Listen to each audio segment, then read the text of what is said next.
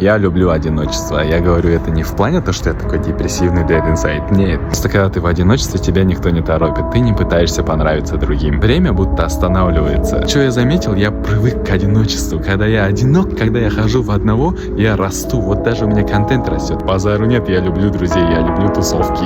Но когда я один, я расту, ребята, я расту. Когда я с друзьями, я улыбаюсь, я счастлив. А когда я без них, я всегда такой грустный и концентрируюсь на мыслях каких-то, да? Когда я с кем-то, я улыбаюсь через боль. Я настолько привык к одиночеству, то, что я понимаю себя на 100%, на 200, на 1000.